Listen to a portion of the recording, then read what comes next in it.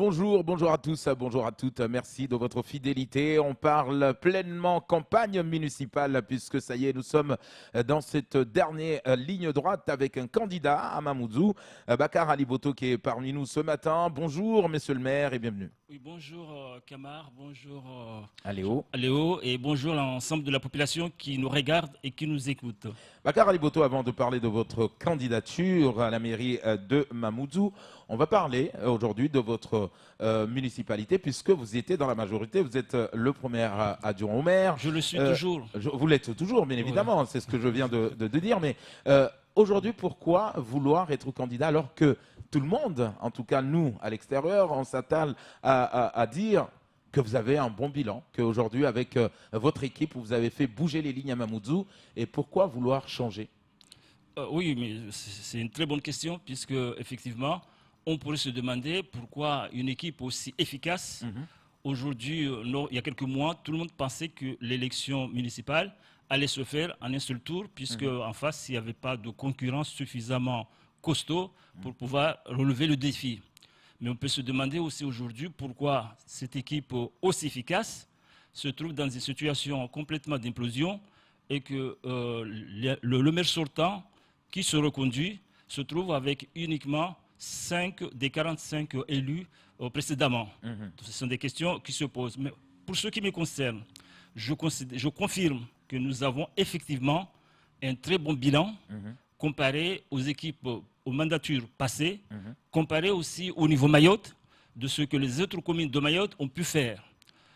Parce que nous avions une équipe très très compétente et multidisciplinaire, je dirais, qui était décidée à aller très loin.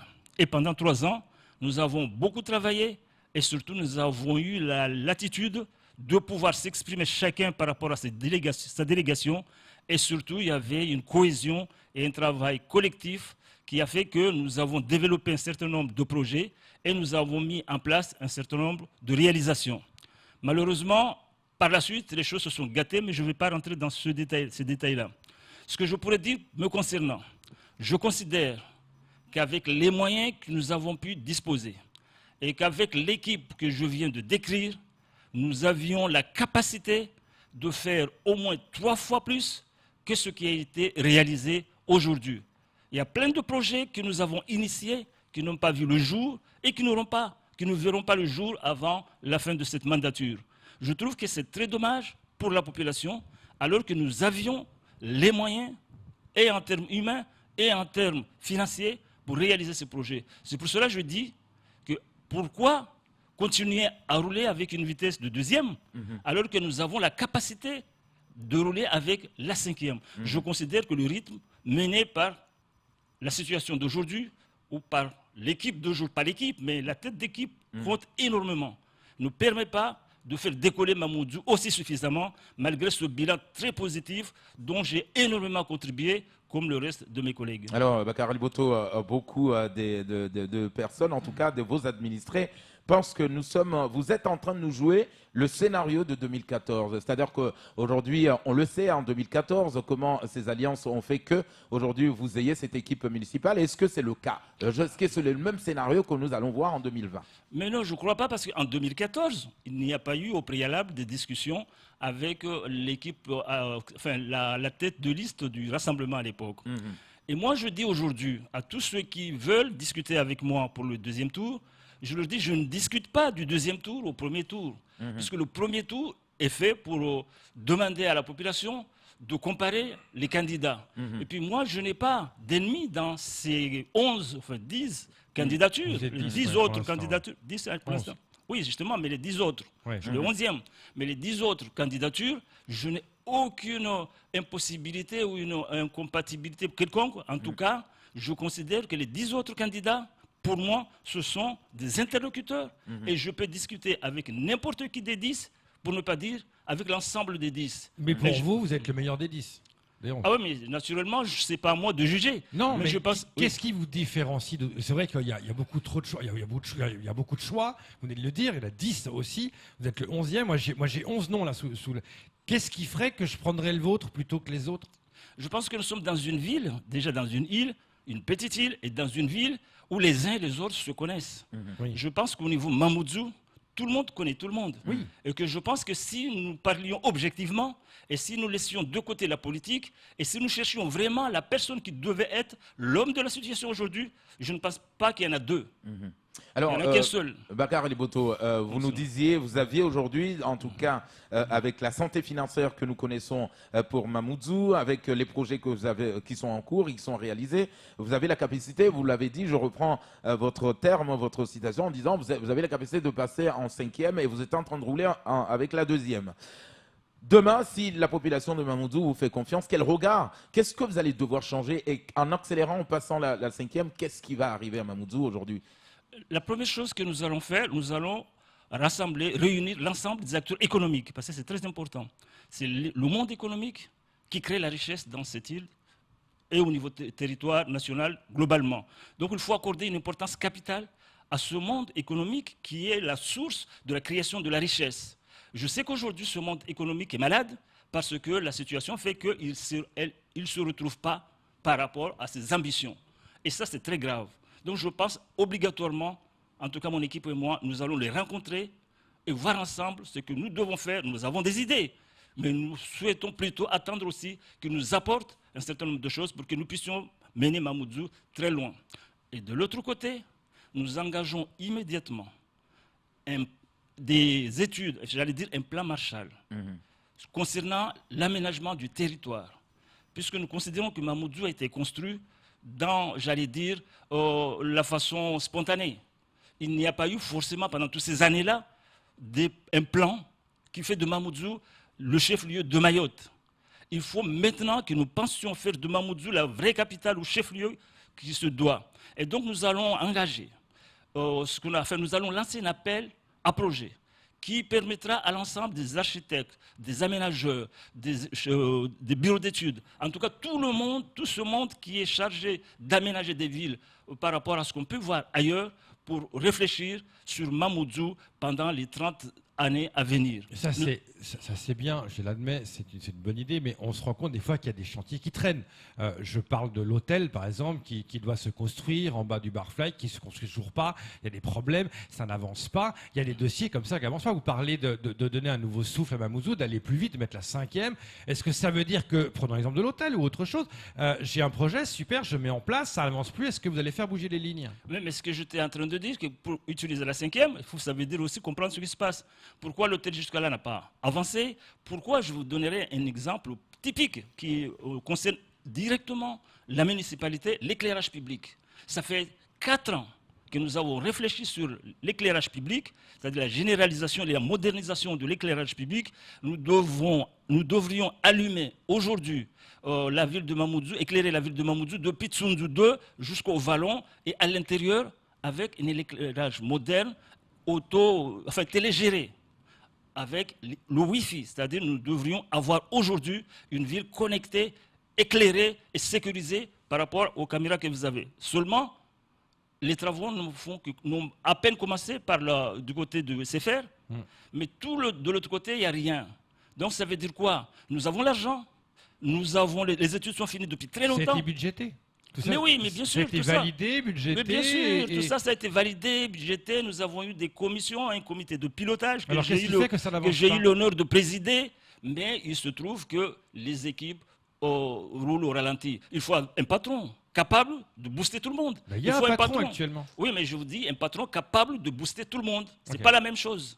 Il faut un patron capable de comprendre ce qui se passe par rapport à ces gens-là, parce que moi j'étais responsable de l'administration, c'est DGS ou secrétaire général, je sais comment ça se passe dans une équipe, dans une mairie, comment les agents raisonnent, comment les cadres raisonnent, les collaborateurs, comment ils fonctionnent. Et pour éviter que ces collaborateurs qui sont capables de faire élire une équipe et qui sont capables aussi de faire échouer une équipe, il faut savoir travailler avec eux, les tenir et comprendre et surtout éviter les pièges. Je pense que malheureusement, aujourd'hui, nous sommes dans une situation où la municipalité actuelle a été prise au piège et en tout cas empêchée pratiquement de ne pas pouvoir s'exercer. D'où l'explication, si vous voulez avoir une explication, de cet éclatement de toutes ces personnalités, ces hommes compétents qui étaient dans cette liste, dans cette équipe qui se retrouve aujourd'hui éparpillée parce qu'elle considère qu'il n'y a pas capacité de pouvoir travailler dans des conditions sereines, faisant de Mamoudzou la ville attractive que tout le monde attend. Alors, Bakar Ali Boto, on le sait aujourd'hui, beaucoup de problèmes à gérer. En tout cas, le défi est énorme. Parlons aujourd'hui de l'habitat illégal. Parlons de la sécurité. Parlons de la vitrine que vous avez envie de donner aujourd'hui à Mamoudzou, un nouveau visage. Quand on parle, la question a été posée à pas mal de candidats qui sont à Mamoudzou. Comment allez-vous gérer aujourd'hui l'habitat illégal? Comment allez-vous gérer aujourd'hui la vente à la sauvette à Mamoudzou? Quand bien même aujourd'hui, c'est la vitrine, le chef-lieu quand on arrive ou des touristes arrivent. Quand on voit aujourd'hui ce marché, aujourd'hui déploré par tout le monde. Comment allez-vous gérer ces Je commence par le plus simple, les ventes à la sauvette. Personnellement, ce n'est pas un souci en soi pour régler ce problème-là. Il faut une volonté politique. Et je considère malheureusement que cette volonté politique, nous l'avions eue il y a 3 ans. Aujourd'hui, elle n'est pas là. Je vous dis que nous avons réussi. Parce que j'avais demandé à un moment donné d'avoir la main libre et une carte blanche pour régler ce problème. Alors que Mamoudzou, à l'époque, était complètement dans le feu. On ne pouvait pas se promener au niveau de la barge avec son sac, avec son téléphone. Et nous avons fait moins de 4 mois. On avait réglé ce problème-là. Il n'y avait pratiquement plus rien. C'était vraiment le paradis à ce moment-là.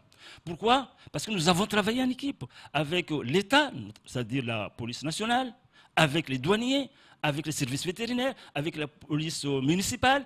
Tout ce monde-là, nous travaillions ensemble et nous avons coordonné. On vous a plus non, parce que je suis parti, j'ai quitté à un moment donné, j'ai remis pas la délégation, mais j'ai remis la responsabilité au maire qui m'avait confié pour un moment pour que la personne délégué sur ce poste-là continue ses responsabilités. Il s'agit de mon collègue.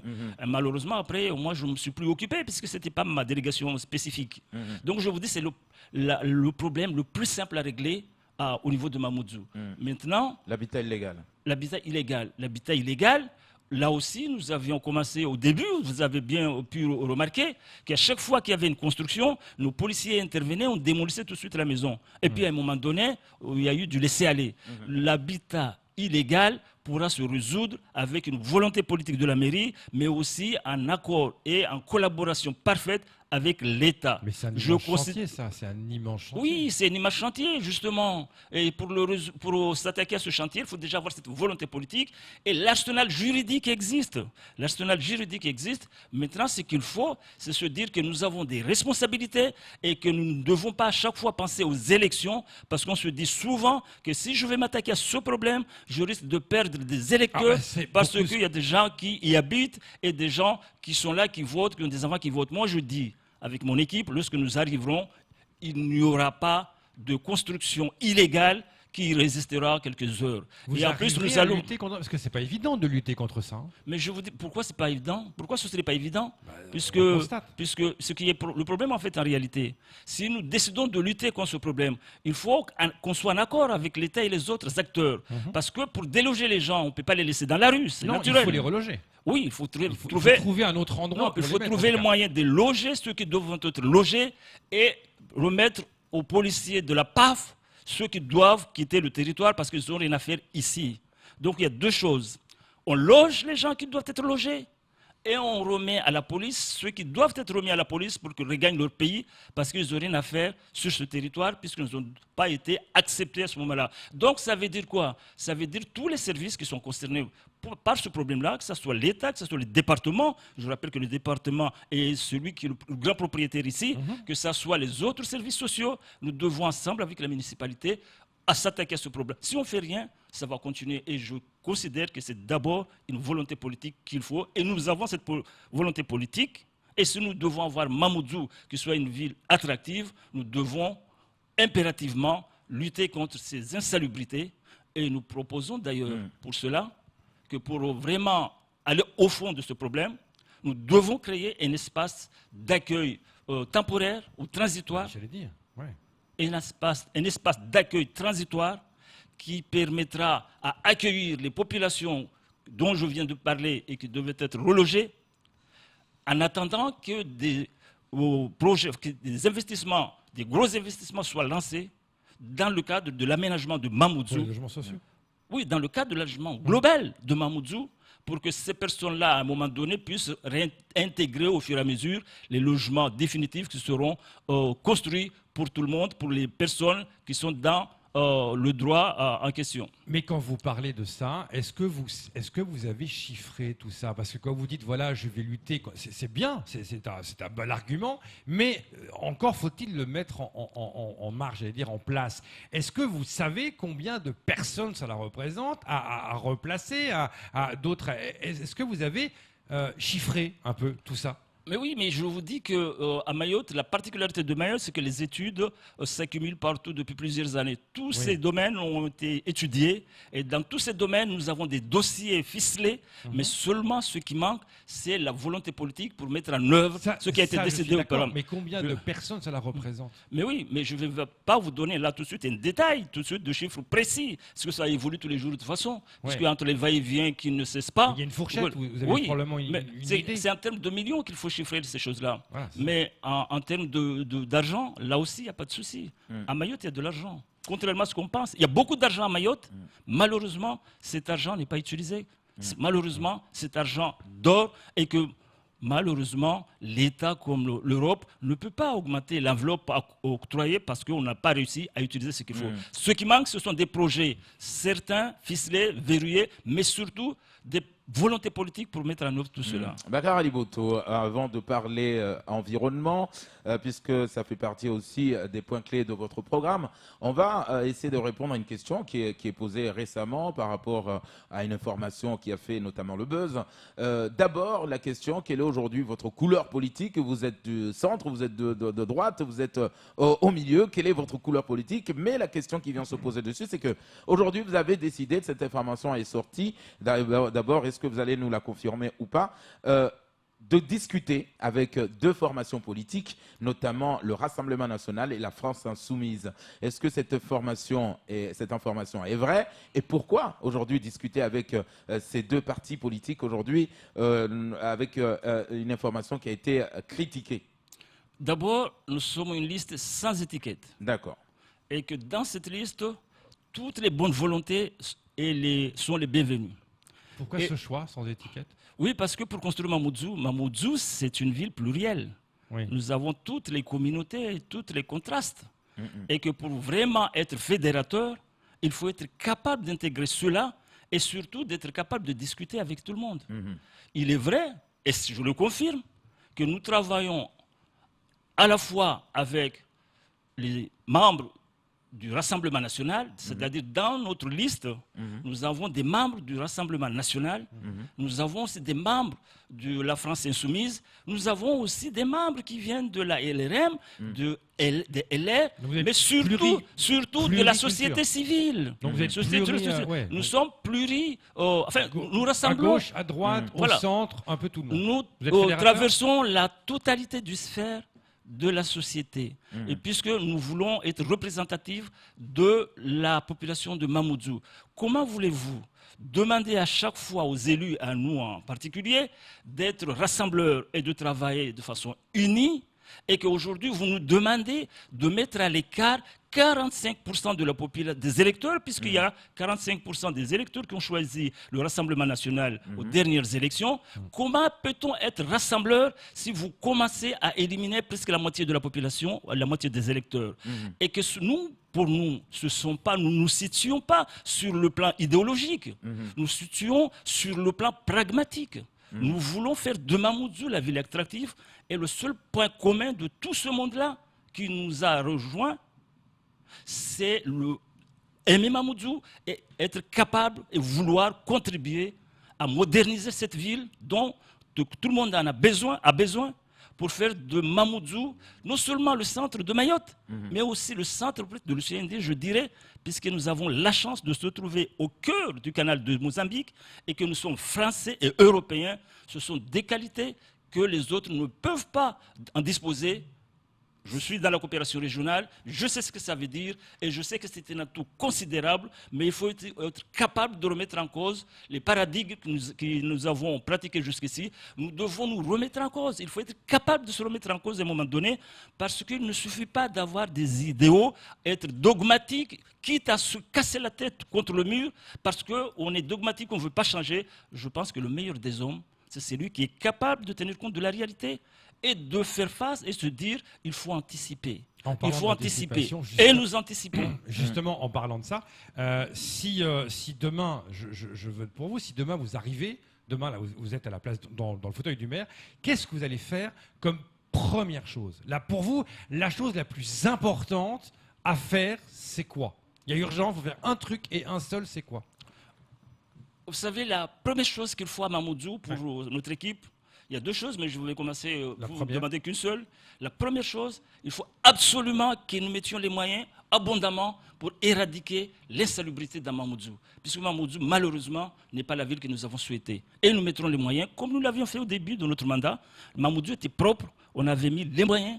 Et Mamoudzou était propre la première année. Après, ça s'est gâté. Donc, nous avons les moyens de pouvoir faire de Mamoudzou une ville propre parce que la propriété, c'est ça qui attire. C'est la saleté qui refoule les gens et que les gens ne veulent pas parce qu'ils ne veulent pas tomber malades et personne n'a envie de vivre dans une ville sale. Et ça, c'est la première mesure que nous allons mettre en place pour que Mamoudzou soit une ville sans déchets et complètement propre. Alors, la deuxième mesure, si vous voulez, voilà, la deuxième mesure, bien sûr, vous me dites, la sécurité, c'est important. On a essayé, on a fait beaucoup de choses, mais on n'a pas encore réussi à aller au bout de ce phénomène. Donc, au niveau de la sécurité, nous allons recruter pour renforcer la police municipale, pour que dans tous les quartiers de Mamoudzou, H24, 24 heures sur 24, que nous puissions avoir des policiers qui soient là, contrairement à ce qu'on peut faire aujourd'hui, parce que nous n'avons qu'une quarantaine, enfin 39, 37, une quarantaine de policiers, ce chiffre ne permet pas de sécuriser Mamoudzou dans ce domaine-là. Donc on va augmenter sensiblement, nous en avons parlé de 100 agents supplémentaires. Mais c'est un coût. Oui, bien sûr que c'est un coût. Qui finance ça? Mais oui, c'est la commune qui finance ça. Vous aurez les moyens Oui, bien sûr que nous avons les moyens de financer ça. Alors, sinon, je ne l'aurais pas dit. Déjà maintenant Comment? Pourquoi c'est pas déjà mis en place? Mais je dis c'est une question de choix et de volonté politique. Oui. Vous savez, gouverner, enfin pas gouverner, gérer c'est choisir. Si on met une enveloppe pour 100 agents supplémentaires pour la sécurité des habitants de Mamoudzou, ça veut dire quelque part qu'il y a 100, cette enveloppe-là ne sera pas utilisée ailleurs pour autre chose. Donc, gérer, c'est choisir. Et c'est un choix. Je considère que la sécurité de la population de Mamoudzou n'a pas de prix. Donc, et on peut sacrifier sur et sécurité. Alors, propriété, sécurité et le parking pour la circulation, puisque c'est aussi un souci. Justement, La parlons première des de ça, de Bakary Boto, parlons de ça pour finir ce temps de parole. Mamoudzou, c'est le chef-lieu de Mayotte. Mamoudzou, c'est la ville de tout le monde, on va le dire comme ça. Aujourd'hui, comment, dans votre programme, en tout cas votre regard, voyez-vous désengorger Mamoudzou? Il y a aujourd'hui ce projet Caribus qui fait couler beaucoup d'encre. Est-ce que déjà vous êtes pour ou contre ce projet Caribus? Et comment demain désengorger cette ville? Vous savez, en 2014, dans ma liste LAM avait choisi plutôt le tramway. Parce que nous avons considéré que le tramway était le moyen de transport le plus propre comparé au bus. Mais c'est vrai que lorsque nous sommes arrivés, il y avait un projet et nous avions dit, on l'assume, qu'il ne fallait pas rejeter ce projet et faire autre chose. Mais si j'étais maire, je l'aurais rejeté. Donc, moi, je considère que rien n'est jamais définitif. Qu'à tout moment, on peut s'asseoir autour d'une table pour reprendre, que ce soit les études, les données, pour qu'au final, on ait un moyen de transport qui soit le plus accepté de tous et surtout qui soit le plus utile par rapport à la ville. Donc moi, je dis, il n'y a pas de tabou. Moi, je suis ouvert et je suis capable, avec mon équipe, de discuter avec tous ces acteurs. Si jamais il y a une alternative qui semble le mieux adaptée, moi, je dis le tramway, et que tout le monde est d'accord, et pourquoi pas? Et je pense qu'il serait même mieux d'aller dans ce sens-là que de continuer à se cogner la tête avec des dogmes. Voilà. Et je rappelle que notre équipe, en fait, au-delà de ses sensibilités politiques, c'est une équipe qui rassemble pratiquement toutes les personnes de toute origine. Nous avons des Mzungu, des Blancs, enfin des Mzungu. Des métros. Ah oui, des métros. C'est vrai que, bon, tout le monde Mzungu connaît Mzungu, ce que ça veut dire. Nous avons des métros. Nous avons des Malgaches, nous avons des Comoriens, nous avons des Indiens, nous avons des Antillais. Bien sûr, les Mahorais, ils sont omniprésents. Donc, c'est une liste plurielle, arc-en-ciel. C'est pour vous dire que Mamoudzou, pour que nous puissions aller de loin, nous avons besoin de toutes ces compétences. Parce qu'il y a des gens qui viennent à Mayotte, qui ne s'occupent pas de ce qui se passe à Mayotte, parce qu'ils considèrent que la vie politique à Mayotte est fermée, que c'est une affaire entre Mahorais et Mahoraises, et qu'ils se trouvent un peu rejetés, en tout cas à l'écart. Et je trouve que c'est dommage, puisqu'il y a des gens qui ont de la compétence, et des compétences qui viennent dans cette île, qui passent quelques temps. Pourquoi ne pas en profiter dans le sens positif? Pourquoi ne pas les associer? Et c'est le message qui me revient à chaque fois depuis plusieurs années, que nous sommes là, mais nous ne pouvons pas contribuer parce que ce sont eux qui me disent, parce que nous avons l'impression, plus que l'impression, que la communauté mahoraise dans le domaine politique est fermée et que non seulement on parle mahorais, jamais de français dans les meetings, et qu'ils comprennent nos amis, compatriotes ne comprennent pas ce qui se passe, du coup ils se mettent à l'écart. C'est dommage. Et nous avons choisi de casser ce rythme infernal pour ouvrir notre liste à toutes ces communautés. Et il y en a beaucoup qui nous rejoignent. Et nous aurons dans notre liste toutes ces communautés qui viennent de partout pour nous autres Mamoudzou. Et surtout non, il n'y a pas que ça. Non, mais si je comprends bien, c'est que vous êtes fédérateur. Vous voulez vraiment être fédérateur parce que vous dites, voilà, dans mes personnes, j'ai tout le monde. Vous êtes une pluralité. Voilà, Est-ce que vous risquez pas de perdre certains qui aiment bien des repères? Vous savez, la première année que je commençais à faire ça, parce que je n'ai pas commencé cette année, cette année, ça s'est vraiment renforcé. En 2008. Quand j'ai commencé à ouvrir ma liste aux autres communautés, il y avait Mzungu et il y avait Indien, Malgache aussi. D'ailleurs, nous avions, grâce à nous, une Malgache qui est Djumer. Tout le monde, tous les autres partis me criaient au-dessus, m'ont critiqué, m'ont dit, qu'est-ce qu'ils m'ont dit? Mais vous vous rendez compte de ce que vous êtes en train de faire? Vous êtes en train de mettre dans le poulailler, le loup dans le poulailler. Vous imaginez ce que ça veut dire? Est-ce que vous imaginez le sens de cette expression? Un mandat après, tout le monde a pris le chemin. Et donc, je considère qu'ils avaient un train de retard, 6 ans de retard. Maintenant, nous sommes allés plus loin encore. Ils sont en train de critiquer, de crier. Ça veut dire que quelque part, ils sont tout le temps en retard. Donc, dans ce cas-là, il vaut mieux laisser faire ceux qui savent anticiper et ceux qui ont la capacité de pouvoir analyser la situation et d'adopter et adapter les mesures à prendre par rapport au contexte pour que Mamoudzou et Mayotte soient une île qui soit la plus attractive et Mamoudzou une ville qui fasse bon vivre pour l'ensemble de la population de Mayotte, des autres communes, mais aussi ceux qui viennent à Mayotte. Parce que nous voulons faire de Mamoudzou une ville où, après le travail, à 17h ou 16h, les gens, avant de courir, rentrer chez eux dans les embouteillages, qui restent d'abord à Mamoudzou parce qu'ils ont des activités, des loisirs, ils peuvent se détendre à Mamoudzou avant de rentrer tranquillement chez eux. C'est notre objectif. Bakar Ali Boto, merci beaucoup d'avoir répondu à notre invitation. C'est moi qui vous remercie. Voilà, on rappelle que, bien évidemment, vous êtes premier adjoint au maire et candidat pour les échéances municipales de 2020. Parole, juste un commentaire Facebook que je vous lis par rapport à l'augmentation de la centaine de policiers à Mamoudzou. Quelqu'un dit c'est une mesure que Bab a déjà annoncée durant ces 6 dernières années. Augmenter le nombre de policiers municipaux. Ce qui veut dire, ça fait 6 ans qu'il nous je traduis, oui, il a raison. 6 ans qu'il nous le dit, rien qui se passe. Non, il a raison, parce que ça fait 6 ans depuis que je ne suis pas maire. Si j'étais maire, ça aurait été fait depuis longtemps. Voilà, au moins la question est précise. Voilà, ça sera tout pour ce second temps de parole.